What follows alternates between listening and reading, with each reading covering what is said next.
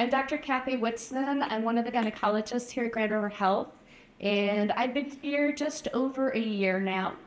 I came from the Front Range, had been in Denver for about 20 years practicing initially full scope OBGYN and then focused more on GYN, pelvic health, menopause, and sexual health. So I am really pleased to talk to you about an integrative approaches towards the menopause transition. And the integrative approaches is something I'm going to get into a little bit during the talk. And what does that mean? What does integrative medicine or an integrative approach mean compared to conventional medicine? So we'll talk a little bit about that. But in addition to my regular training, I also did a fellowship in integrative medicine for 2 years. So have a little bit different approach sometimes than many providers. So we'll get started without any ado. I have a couple disclosures. This presentation and discussion is for information only. I can unfortunately not provide any individual medical recommendations during this presentation. So I'm happy to answer general questions at the end, and we'll have time for that. But as you will find out, this type of approach is very individualized. So it takes a bit more time than what we could do here. So that is my disclosure.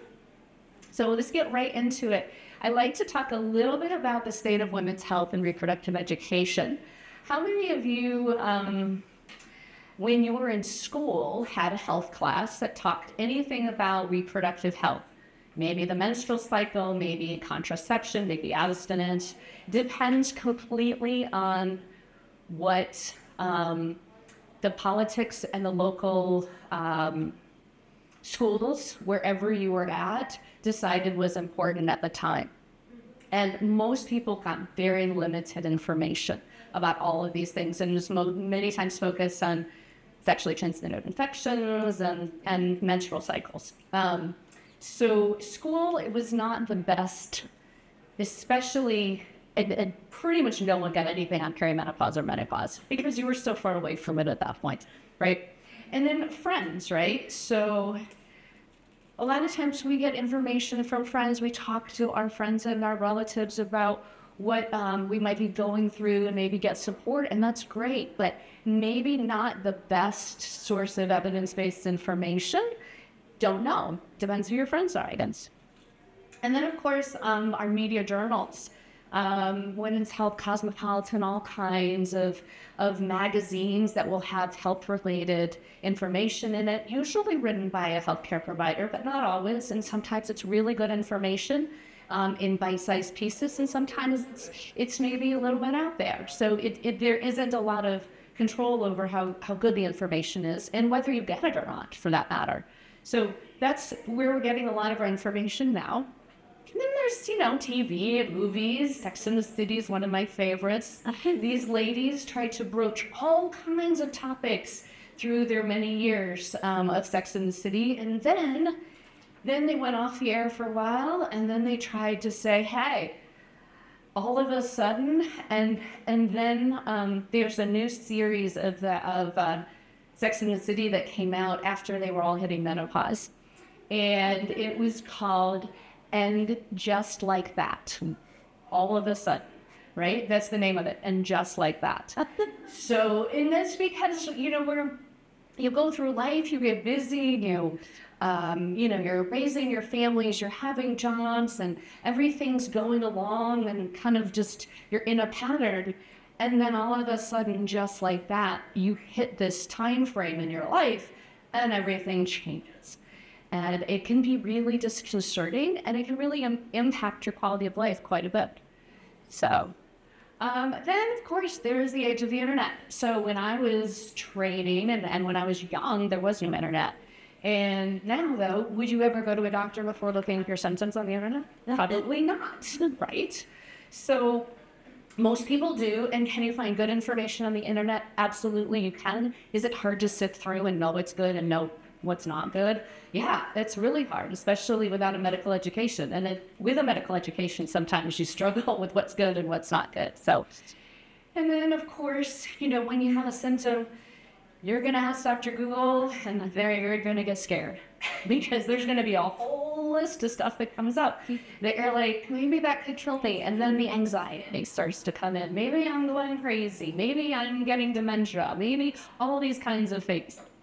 So yes, this is where education comes from. And then our friends, we share something with them and they start to get advice. Well, this worked for me and that worked for my sister and my cousin and so on. But yet everybody's an individual, and what works for one person might not work for another. And they don't know your ins and outs of your health probably and how to navigate that. So I always hesitate to take medical advice from people who aren't medically. So now what I want to do is break things down a little bit into the life cycle, right? So, and think about hormonal transitions, the perimenopause, the menopause, in the setting of the entire life cycle, right? So we're going to start on the bottom here, briefly, in the teen years. Then we're going to go to reproductive years briefly. I'm not going to spend a lot of time in this area. The focus is going to be out here.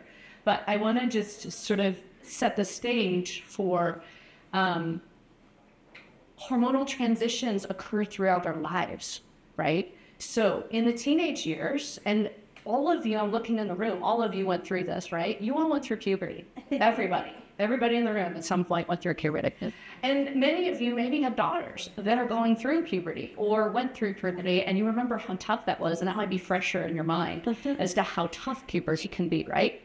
Puberty is a time of significant hormonal transition and fluctuations. And we all know that, and we get it. And it's not that, it's a big deal, and it can throw your family and your household up into an uproar sometimes, but it's expected, right? And it's a finite period of time, and people are going to get through it. Your teenagers are going to even out a little bit in their later teen years, and they're going to get into their reproductive years.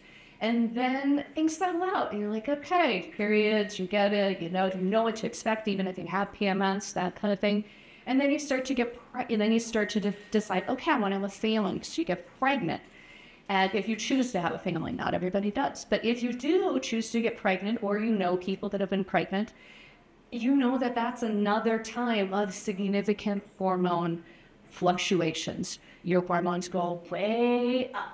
And we know that pregnancy is a time where people really struggle, right? If any of you remember your own pregnancies, or sisters or cousins or anybody in your life, it can be a really tough time.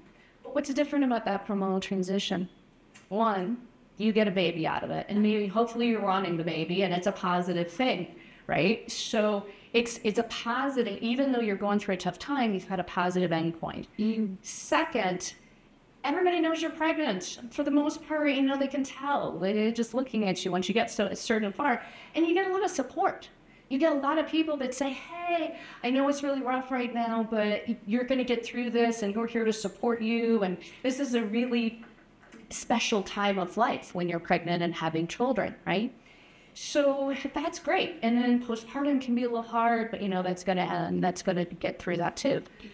Then we get through all the reproduction and everything settles out again. You kind of get into your cycle, you're raising your kids, everything's happening. And then this hits, perimenopause. Perimenopause, I'm going to give you definitions, because these definitions are a little bit, not everyone understands what these terms mean. Perimenopause is the time surrounding menopause. And it can last anywhere from 5 to 10 years before and after the menopause transition. Menopause transition is from the time of your last menstrual cycle to when you haven't had a menstrual cycle for 1 year, a full year, and then all of a sudden you hit menopause, right? So it's really more of a transition and a time frame, but we always say menopause, right? And that officially the diagnosis is no periods for 1 year. And I talked to someone earlier today, and they're like, yeah, I skipped some, and then it happened again, and I skipped some. I'm like, well, it's very common in the perimenopausal period to not ovulate regularly, and then you have periods of menstruation, and then you stop, and then every time you bleed again with a period, you start the clock again. So you have to go from that last bleed to a year without bleeding before you can say fully menopause. Now, that is, to be specific here, these terms are when you're not affecting your menstrual cycle with any kind of hormones. right? You're not on hormonal birth control. You're not taking any other hormones. This is in the natural phase, right? So you naturally are going through this. And everybody goes through it individually. It is just like, puberty is an individual experience, pregnancy is an individual experience, perimenopause, menopause, and postmenopause are individual experiences that people will feel in different ways. So what's hard about this phase is that not everybody goes through it at the same time. You might have a cohort of friends that are in your age group that you talk about everything with, raising your kids and other problems and issues. But you start talking about maybe issues that you have with perimenopause, and they're like, I don't feel that. And then you're like, oh, well, maybe I'm just different or whatever. And that's just because people are going through it at different time frames and they experience it different ways. So it can be hard to get that same type of support you might get in pregnancy through perimenopause. Then when you hit menopause and your hormonal levels drop off completely, people think about that in a much different way. We value youth in this country. Culturally, we value being young and being vibrant. We in many cultures, we value reproduction, and the ability to reproduce is part of how we value ourselves. And when you get to the point in life where you can't reproduce anymore, some people can think about that as not so great. But that's a culture and an individual thing and how we approach it. So sometimes people are like, yay, no more menstrual cycles, yay, no more risk of pregnancy. And that can be a positive thing, right? So that's what perimenopause and menopause is. Any questions on that? Postmenopause is the period after menopause, the period after the menopausal transition. We are living our lives a third of our life now in postmenopause. If our lifespan is living longer as women, and the average age of menopause, totally average, it's a statistic, 51. You can go through at 41, but at the 51, you go through at 57. 51 is an average age. So if the average age of women is in the low 80s, we're living 30 years of our life. We're living over a third of our life in the postmenopause period. And most people don't think about that. And so we want to live it well. We want to live it vibrantly. We want to do all the things that we want to be able to do, including being sexually intimate after menopause. And that is, you can still have an orgasm after menopause, during and after. So there is that. So let's move on.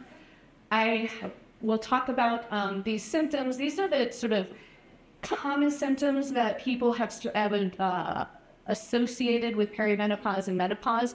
Bleeding problems are big, and that may be one of the main reasons you come to a gynecologist is your menstrual cycle is different than it used to be. And so you're bleeding heavier or irregularly. Vasomotor symptoms, so those are the hot flushes and the night sweats that are because our brain is our temperature regulators in our brain. And our brain has a lot of estrogen receptors, testosterone receptors, and progesterone receptors. And those are the three major hormones that we have in our body, reproductive hormones in our body. And our brain has a lot of receptors for them. And so when the levels go down, it impacts how we feel and how we think sometimes. And it definitely, one of the most common things is impacting that temperature regulator. So we might feel very hot and flushed, in the facial chest area. It could be our legs, it could be other parts, but that's a common thing, waking up with night sweats as well. And waking up with night sweats impacts sleep. So that is another thing, because fatigue is one of the other common symptoms that people will have. Libido changes. Very commonly people will come in complaining of decreased libido, decreased sex drive.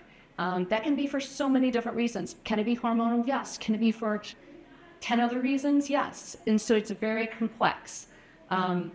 Sexual pain. If you're having sexual pain, which can happen after menopause, during the perimenopausal time frame, and we'll talk about why in a minute, why would you want to have sex if you're having sexual pain? So that can impact your libido. And so we address the pain, and sometimes the libido just comes back. Mood swings, mood lability, just like mood lability during puberty, mood lability during pregnancy and postpartum, mood lability during the perimenopause and menopause. But the good news is once you get to postmenopause, the stabilize at the lower levels of hormones, usually the mood ability really levels out as well. Fatigue, we talked about that, impacted by sleep a lot of times, but there can be other reasons. And weight gain, that is another reason why people come in a lot. They're gaining weight. They're doing all the things they used to do to be able to control their weight. They're eating the same, exercising the same, but yet the weight starts to come on. And they don't understand it. And basically, it's like, because of this shift, your body needs to do different things to lose weight, basically. And the other reason is sometimes during this phase, we're in a phase of our life that is very stressful, right? Many people are working, raising children, taking care of aging parents. You're the sandwich generation, and you're not getting enough sleep. You're not eating right because you don't have time to do the right things. Sleep is bad, and our cortisol levels rise, and that can really impact weight. So weight gain can come on that way too, and because of the other reasons, really stress. All right, so postmenopause. Genitourinary syndrome menopause. This is very common, a very common diagnosis. It gets missed quite a bit because people stop getting their pelvic exams after they don't need pap smears anymore. But this can start perimenopausally but get worse with postmenopause. This occurs specifically because of the drop of estrogen in your system. So it is the changes of the genital tissues of the vulva, the vagina, and of surrounding the urethra that become frail, they become fragile, they become more easily infected or inflamed, and can become painful and tender as well, which can definitely lead to vaginal dryness, pain with incurse, increase, and this is a big thing, even if you're not sexually active, you don't have a partner, you don't want to be, whatever, you're at increased risk for vaginal and urinary tract infections when the vulvar vaginal tissues are not healthy, and they need estrogen to be healthy. Okay, and we're living a third of our life like this. Okay, so pelvic organ prolapse is another thing where the tissues of the pelvis, there's less estrogen, there's less support to the tissues, and those organs can start to prolapse or fall. And I think probably Dr. Glow talked a little bit about that in her talk, but these issues sometimes can be dealt with non-surgically and sometimes may need surgical fixes. But giving estrogen back to the genitourinary system can be very helpful in the early stages of this. Once it gets too far, sometimes that's not enough. Incontinence, so there are two types of incontinence: urgency incontinence and stress incontinence. Urgency incontinence is when you feel like you have to go to the bathroom and you're on your way and you can't make it, your hands on the door, and all of a sudden you're leaking. That's urgency. So your body is not holding it long enough. Stress incontinence is when you start to lose urine with loud cough or sneeze. And that is that stress of the intra-abdominal pressure from laugh, cough, and sneeze can cause leakage, and that can be anatomical. It can also be impacted by this genitourinary syndrome of menopause, as well as the strength of the pelvic floor muscles, which are our second line of defense for continence. And then, of course, sexual pain. If these tissues are not healthy, penetrative sexual intercourse will be painful, most likely. So those are issues we have to deal with, ladies. All right, now I hesitated to put this slide up, all right, because this is a list that was actually adapted from a book that I will give you the reference to, The New Menopause by Dr. Mary Claire Kaber. And what she has done, these are a list almost in alphabetical order of a multitude of symptoms that can be experienced around the perimenopause and menopause timeframe. It can be very scary looking, right? So, and there are symptoms on there that you're like, how could this be related to menopause? And many of them are things that you might have dealt with for a while, but estrogen helped you deal with them. It actually, when you had a good amount of estrogen in your system, it helped ameliorate and soothe the symptoms, because estrogen is a very strong anti-inflammatory character in our system. So I'm not going to read this. You can kind of look through it, but there's a ton of things that are not because of menopause, but can be associated with getting worse at the time of perimenopause and menopause. One thing I want to call out, though, is like sarcopenia or muscle loss and bone thinning. Those are definitely related to estrogen deficiency.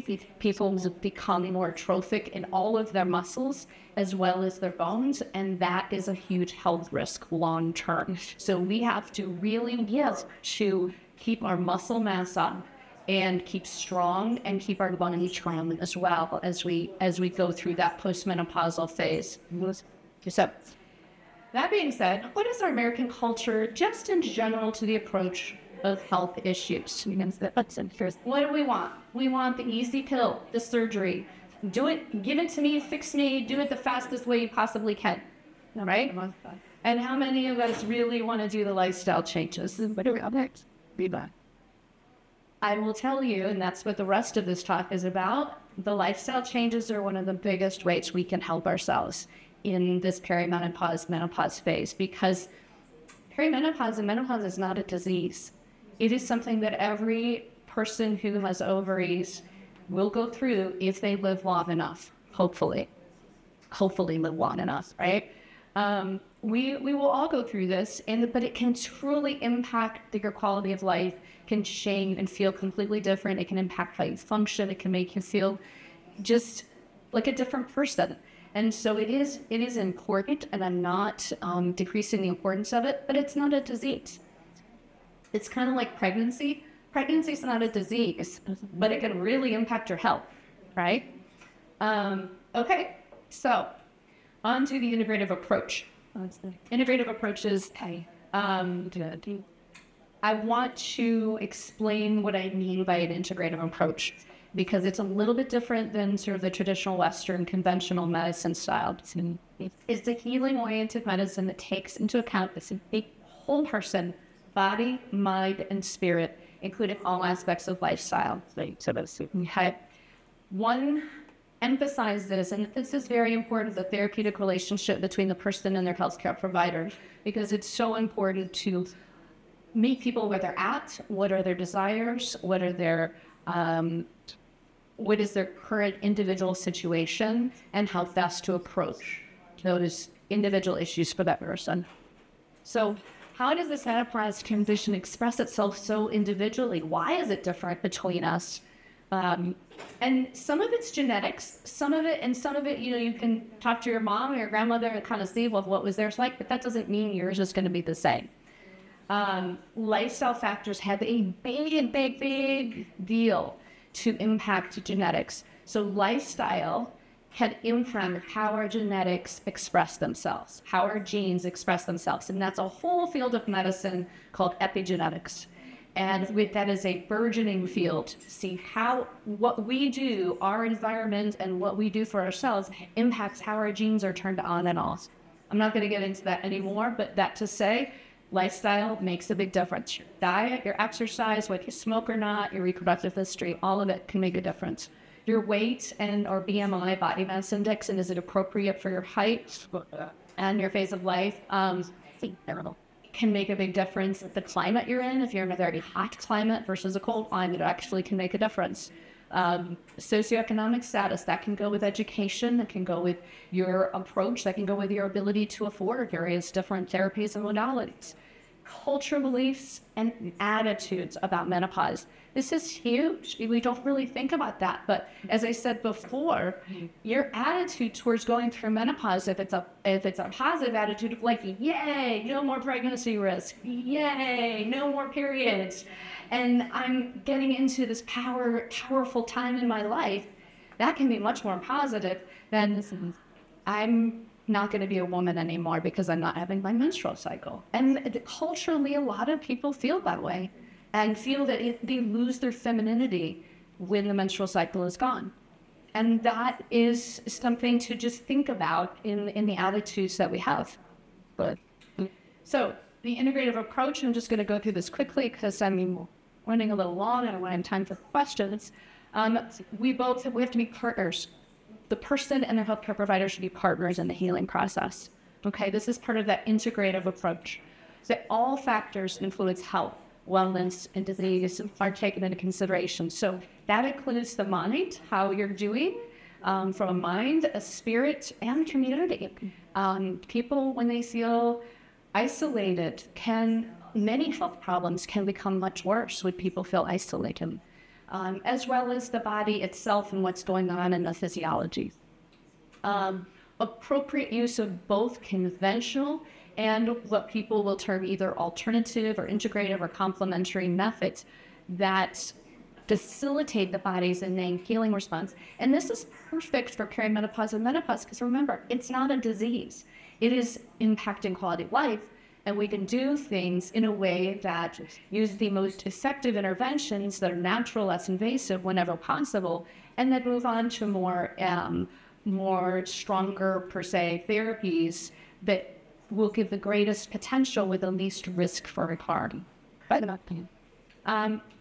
Other paradigm or other standards of the integrative approach, good medicine is based on good science and the available research that we have in various areas. So we look at the research on various different types of therapies, whether it's vitamins and minerals or botanical supplements or what other types of supplements, what's the research we have? What's the risk associated with that if we don't have as much research in the area? Patient decides. It's a person's body, it's a person's life. They know a person is an expert in themselves. The physician and healthcare provider can help and guide and educate and meet a person where they're at, but that person knows themselves better than anybody. Okay. Integrative medicine addresses mind, body, and spirit and emphasizes balance, maintaining health, and promoting longevity. And practitioners, of integrative medicine, we commit ourselves to continuing to learn what the evidence is, to continue to explore our own biases about healthcare and our own self-development in these areas. So the approach really is looking at overall health, and we're going to address briefly each of these different facets. So from nutrition to exercise, to dietary supplements, sleep, conventional treatments that include hormones or non-hormonal treatments, spirituality, mind-body connection, social connections, all are important. Okay. So we're going to start with nutrition because it is really the cornerstone of self-care. What we eat and how we digest it is how we get the nutrients to impact different parts of different ways our body works, our physiology. So what we eat is incredibly important to how we function. Estrogen levels can drop in the perimenopause time frame, and estrogen is a powerful tool in anti-inflammation. Okay, and that is the key to why nutrition can be very important and even more important in this time frame. Reducing systemic inflammation that can come from our digestive system. Foods we eat can lead to inflammation in our body and how our body responds to those foods. And everybody's different in that. Some people can tolerate bread just fine and gluten, and they don't have any trouble with it. Other people, they eat a piece of bread and they're feeling ill. Some people actually have a condition called celiac disease and an allergy to gluten. Some people just are sensitive to it. So there's a huge continuum of how people respond to various foods. Having an anti-inflammatory eating pattern can really compensate and fight inflammation that may have previously been kept under control by estrogen. Now estrogen's dropping, and whatever inflammation was in your body is firing up and causing a lot of symptoms. Eating a diet rich in fruits and vegetables, generally speaking, 5 to 7 servings of fruits and colorful fruits and vegetables per day. Eating a diet high in fiber, somewhere around 35 to 40 grams of fiber a day. Decreasing our simple sugar intake, alcohol consumption. Many people will say that when they hit perimenopause and menopause, they don't process alcohol the same way. They don't feel well. If they have an alcoholic drink in the evening, they can't sleep, or they wake up in the middle of the night. People do. There is research showing that our enzymes change and we don't process alcohol the same way. So decreasing alcohol intake can be helpful in sleep. Decreasing and eliminating processed foods, especially processed meats, which can be very inflammatory, and can really help as a huge step in controlling menopausal symptoms. You are what you eat, so don't be cheap, fast, and easier thing. This is, and I have handouts on the table outside that outline what the anti-inflammatory eating pattern is like. And I really need to change that to eating pattern versus diet, because a diet we think about as something that we do for a period of time.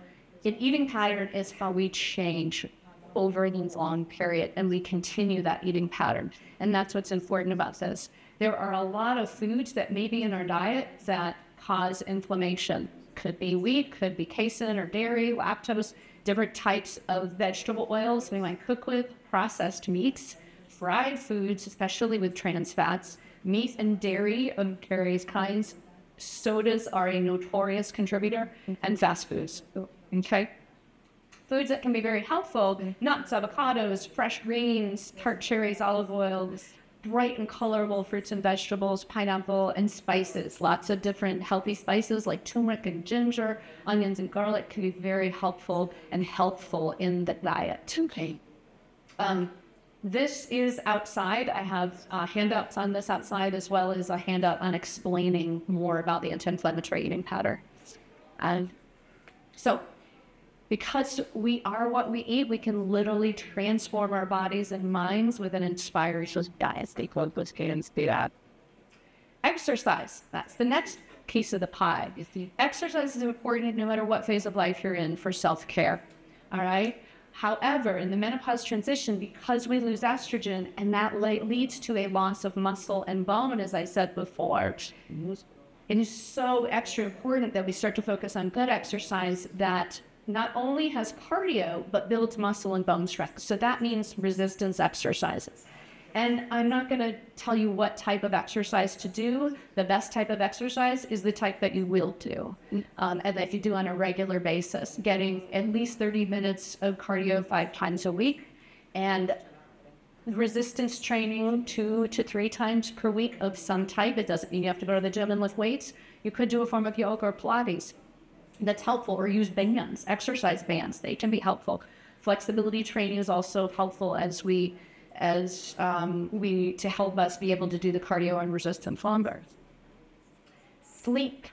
Sleep is entirely a notorious time that menopause is a sleep disruptor, and sleep is important for our health no matter what phase of life we're in. Anybody who's had a baby knows that during that time period when they're not sleeping after the baby is born, that their health and their mood can go way down. So sleep is very important. At this disruption from night sweats, anxiety symptoms that people can feel, a restlessness, that monkey mind at night where you wake up and your mind's just darting all over the place to everything you need to do the next day, to problems from last week, to whatever, it keeps you awake. Sleep apnea can be a problem when people are overweight or have heaviness in their neck area, and other conditions that report impaired restorative sleep are very important to deal with. Poor sleep, as I said before, can lead to high cortisol levels, which can lead to weight gain. Stress is associated with all of this. Poor sleep can also contribute to other health issues like high blood pressure, diabetes, and depression, and cardiovascular disease, and even stroke. So getting a hold of your sleep and making sure that you sleep well, at least 7 to 9 hours if at all possible, is very important. So I've got a number of handouts, a number of slides just on how to improve sleep. Ritualize your rhythms and activity and rest. Create a ritual around morning light to get yourself awake with morning light, and do some exercise early in the morning. Rest at some point time during the day. Meditation or breathing practices can be helpful. A regular sleep schedule is incredibly helpful. Going to bed and waking up at the same time, even on the weekends, can be very helpful in stabilizing your circadian rhythm. Okay? Using dusk and darkness as sleep medicine. So simulating your environment with dim lights, getting rid of blue light, your iPhones, your iPads, your televisions, all that right before bed. Slowing down, having a nice relaxing habit right before bed. Quieting your body's noise, trying to get rid of counterfeit energies like caffeine, energy drink, sugary food. Stress or exercising close to bedtime can get you too active to get ready for sleep. Being careful of side effects of medications that you might be on that could impact sleep. For instance, people are on diuretics. If you're getting up peeing all night, that's going to interrupt your sleep. You're sure. and checking alcohol intake, because can disrupt sleep as well. And if you're going to partake in an alcoholic beverage, do it earlier, so sort of earlier in the evening, so it's out of your system before you try to go to sleep. And space. Creating a sleep sanctuary, keeping your bed cool, dark, and comfortable and safe. Getting rid of lights right by the head of your bed, like electric clocks, and feeling psychologically safe in your bedroom. Learning to surrender to sleep. Some people try to sleep too hard, and then they just end up worrying about that they're not sleeping and not able to do whatever they have to do the next day. Surrendering to it, and so letting go of waking is I think more helpful way to think about it. Using natural sleep aids such as melatonin or lavender, valerian can be helpful. Some supplements, lemon balm is a nice tea to take that's very calming. And don't battle nighttime wakefulness. So you find yourself waking up, don't watch the clock, just get up, do something else get out of the situation until you feel sleepy again. Go read a book, sitting in a chair, do something to help yourself away from your bed, and then when you feel sleepy, go back to bed. Is generally the recommendations for nighttime wakefulness. Use it as an opportunity to meditate or pray. And then intention. Get up with an intention in the morning. Obtain 20 minutes of daily exposure to sunlight. Awaken and explore your grogginess in the morning. So don't try to wake up. Don't set your alarm so that you only have 20 minutes to get out the door for work. Set your alarm so that you have enough time to awaken, do the things you need to do with your wake-up regimen, and then get to work without feeling rushed. And conscious intentions for the rest of your day. Okay. So now, moving on to dietary supplements. Okay, a lot of people want to say, oh, the supplements are more natural, and that's great. Supplements can be very helpful, and they can supplement our nutrition with things that we can, when we can't get enough of it in our diet. But this is the key: supplements do not replace good nutrition. And we need to start with good nutrition, and then we can add additional supplements if for some reason you need additional vitamins, minerals, sometimes botanicals, other supplements that can impact and decrease inflammation in the body based on your individual situation. There are no pills or powders that can replace a diet rich in fruits and vegetables, whole grains, and lean meats, healthy fats. And supplements, I could do an entire talk on supplements and all the different ones and all that, but that's beyond the scope of this. Conventional treatments, pharmacology. Okay, so medication can be prescribed by your healthcare provider to include MHT is the new terminology for menopause hormonal therapy. We used to call it HRT, hormonal replacement therapy. Now we're calling it menopause hormonal therapy. And that's because it can be for a longer period of time, actually. And it takes different phases and different forms. So it can be systemic. So menopause hormonal therapy is a combination of both systemic hormone replacement that could include either estrogen, a form of estrogen, progesterone, or synthetic progestin, or testosterone. There's three main hormones of the reproductive cycle. They can be systemic, or it can take the place as local estrogen in the genital tissues for that condition I call genitourinary syndrome of menopause. Local estrogen can be helpful at other phases of life too, when the genitals don't have enough estrogen. So like postpartum with breastfeeding, many times that can be a time that women don't have enough estrogen, and it affects the tissues. Okay, non-hormonal medicines can also be used, and these, of course, are individualized to the person. Non-hormonal medications are used either when a person is not a good candidate for hormone supplementation, or there's experiencing symptoms that could be addressed with neurologics or medications that affect our neural hormones in our system, such as antidepressants, anxiolytics, psychotropic medications, all of which are very closely regulated and relied upon by our reproductive hormones as well. So all of these chemicals in our body work together to help us feel good or not feel good. So we can use any of these groups of medications to help. Let's just talk about that. Stress reduction, that is another big area, because what did we talk about? The cortisol impact, stress, sleep issues, it impacts so many different aspects of that wheel, right? Chronic stress not only impacts quality of life, but can impact your physical health when it goes on for long enough. Chronic stress can lead to elevated cortisol and elevated glucocorticoids, which are hormones that try to address stress in our system. But when they get persistently elevated, they can cause physiologic issues, even with our insulin regulation. So they can lead to diabetes over time, or pre-diabetes and then diabetes. They can lead to how we process the food that we eat, so that can lead to weight gain. Stress hormones weaken the immune system over time. It can be okay in the short term, but in the long term, it can really weaken the immune system, leading to, as I said, diabetes and promoting higher cholesterol levels as well. That sometimes we do see that in perimenopause, where people didn't change the way they eat, but their cholesterol level just seems to rise, even with eating a healthy diet. Like you're saying. Stress reduction and truly management, because we can't get rid of the stress, all the stresses in our life, is very important. And we can reduce these metabolic changes, boost mental health, improve overall well-being, and reduce menopause symptoms by addressing stress, reducing and managing. So that is the importance of that mind-body connection. Methods to reduce stress: be mindfulness, meditation, breathing techniques. I have handouts out there on some breathing techniques. Journaling can be helpful. Yoga is a wonderful way that can help both mind and body. So it's a form of exercise and a form of mind, body, and stress reduction. And then sometimes people have many, many other issues going on in their lives, and counseling can be very helpful. Various different types of counseling: cognitive behavioral therapy, acceptance and commitment therapy, dialectic behavioral therapy, all can be different forms of counseling depending on your life circumstances. That can be helpful.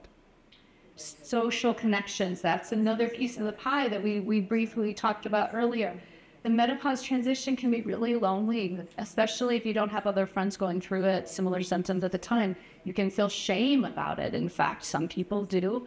And you can feel like no one else is going through these symptoms, and it can be very disconcerting. So having a close group of friends, not everybody's experiencing it the same way. The other thing is, in many circles, menopause is a taboo topic, and so it doesn't get talked about socially and culturally. And that is changing, which is good. A lot of people I talk to say that their grandmothers, their mothers never told them anything about menopause, and now they're hitting it, and they don't have anywhere to turn. What's nice now is that there are online support options. These are some online support groups that I have at the bottom here. One is called the Pause Life. Hey Terry is one. The Swell and Pillow Pause is a Facebook group that are there as social online support groups for people if they are open to that option. Then spirituality. This does not mean religion. It just means spirituality. Embracing the spiritual changes during menopause can allow us to find the meaning and the purpose. At every phase of our life, purpose is very important. And what's new and it's very nice in menopause and postmenopause is many people during their postmenopause phase, they go through retirement and they need to find a new purpose to feel they may not be working anymore. They may not need to find purpose. Menopause is it's a transition where you can find a different form of fulfillment in life that may be different than raising your family or your work career. And that's really important. Connecting with love and compassion for oneself to give yourself grace in going through these difficult times. And we can take advantage of this significant time of transformation. Many times of transformation in a person's life can be a time of rebirth and a time to connect with that wise woman within. What have you learned over your life? You can share with others and help other people in what they're going through. And it's that wise woman version of ourselves that this phase of life can really represent, which has really neat things. So from a spiritual perspective, the stage is not about loss or decline. It's about a time of profound transformation and renewal. So it is, I think, a way to reframe it depending on how you thought about it before. We carry with us the knowledge and the lessons of a lifetime, and it's the opportunity to connect with our inner wisdom and share gifts in a new way. So I have put here, for anybody who's interested, a list of some reading recommendations. All of these books are literally hot off the press, 2024, 2024, 2021, 2023. They are in both Kindle form, electronic form, hard form, and audible form, all of them. So they are easily accessible. They are different in how they approach the topic of menopause. The new menopause is Dr. Mary Claver. She's very evidence-based, very accessible and readable, though, and gives lots of examples and clinical situations for her own patient population. She does a really nice job of going through symptoms that people don't always connect with and what are all the treatment options. Menopause Brain. I love this book because it talks about the cognitive and the brain aspects of menopause that have not been addressed very thoroughly in the past. This is Lisa Mosconi is a PhD neuroscience researcher and has dedicated her life to looking at menopause neuroscience as menopause affects it, basically. Super interesting book, but kind of technical, but still written for the layperson and not the clinician or researcher. This one, What Fresh Hell Is This? Perimenopause, Menopause, and Other Indignities. Heather Carina is a health coach, and she has had her own experiences with menopause, and she imbues that throughout her book. So you can guess by the title, it is very sarcastic, it is very humorous, and it's kind of fun to read, but you really gotta like sarcasm. The other thing is that's nice is this book is also very diversity, in tune with diversity. So it looks at people who are going through hormonal changes, no matter what gender or sexual orientation that they have as well. So I think it's helpful in that way too. Yeah. This last one is a hormonal shift, balance your body, thrive, midlife from menopause. Tasneem Bhatia had her own experiences. She's actually a pediatric emergency doctor who became a menopause specialist because of her own issues with hormonal transitions. So she has an interesting take on everything, and it's probably the least evidence-based, but it still has a lot of good information.